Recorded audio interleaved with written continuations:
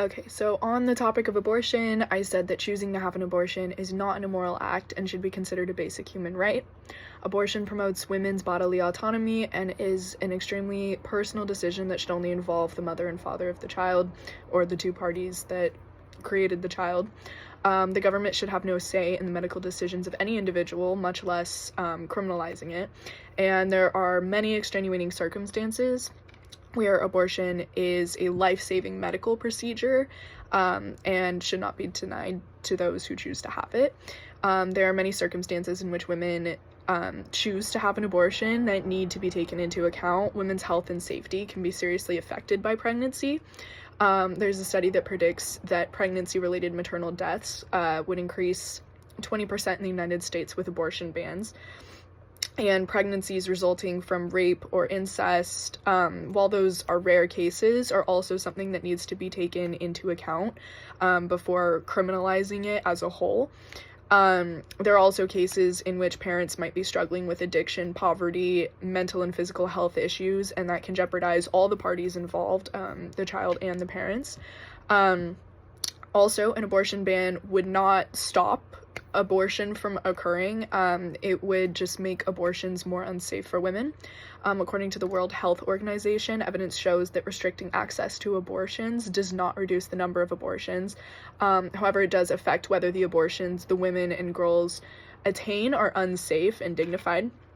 The proportion of unsafe abortions is significantly higher in countries with highly restrictive abortion laws than in countries with less restrictive abortion laws, and women should not have to resort to options that could endanger their lives in order to receive medical care, particularly in life-saving circumstances. Seeking an abortion should also not result in legal ramifications. It's not a matter of black and white. Women who have ectopic pregnancies, and they need the fetus removed to save their life should not be facing jail time for necessary health care. So overall, an abortion ban should never happen. Both parties involved should make an informed decision and assess where they are health-wise, financially in their relationship, and assess the stability that they could provide the child.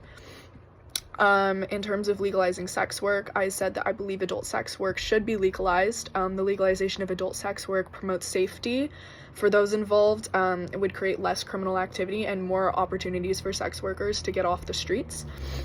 Sex work being illegal makes it so that workers feel unsafe going to the police, which means that when they are exploited, abused, or raped, they put themselves at risk by reporting it and seeking help. Legalizing sex work would promote more trust in law enforcement, which could significantly decrease the risks associated with sex work. Further, the criminalized status of sex workers allows more opportunity for law enforcement to harass, extort, and abuse sex workers. When sex workers aren't threatened with legal intervention, there's more opportunity for them to collaborate with law enforcement rather than fear them. And this could result in busting higher priority criminals, including pimps, sex traffickers, and drug dealers. Further, sex work disproportionately affects women of color, impoverished women, addicts, and women who have experienced sexual and physical trauma. Women of these backgrounds require treatment and resources that can't be found in jails or prisons. And when sex workers have criminal backgrounds, it makes it more difficult to attain more traditional forms of employment, which typically leads them back to the streets and just creates a really vicious cycle. Many of these women are also addicts who have pimps who extort them in exchange for drugs, and locking up these women doesn't do anything to address that problem. Ultimately, sex work is a really complex issue, but it requires a lot more than simply locking up women who are sex workers. Women in these vulnerable situations should be able to trust and rely on law enforcement, and should be offered options like rehab, social workers that can help them find more stable forms of employment or housing or government programs, and therapy if that's needed. And then finally, I said that genetic engineering in humans should be embraced, as there's a lot of benefits, but I don't necessarily think it should be used to design what your baby will look like. Genetic engineering has really substantial benefits in terms of the prevention of genetic diseases and disorders.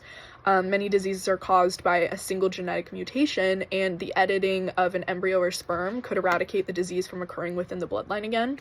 1 in 10 people are born with a rare disease or genetic order that affects their daily life. And many of these people refrain from having biological children out of fear of passing it down. And with early intervention, genetic engineering can prevent parents from passing down these diseases, which will improve the lives of them and their children. And future generations may see a large decrease in the number of people affected by these various diseases. And then another benefit is the potential to create more organ matches. There are currently hundreds of thousands of people waiting for an organ transplant of some kind. With genetic engineering, they can create children with similar genetic profiles, and that can produce more matches, which could greatly reduce the difficulties in finding an organ match and save a lot of lives. So ultimately, genetic engineering can greatly benefit public health and reduce disease and genetic disorders for future generations. This technology needs to be used responsibly, but if done correctly, it can be very beneficial. Thank you.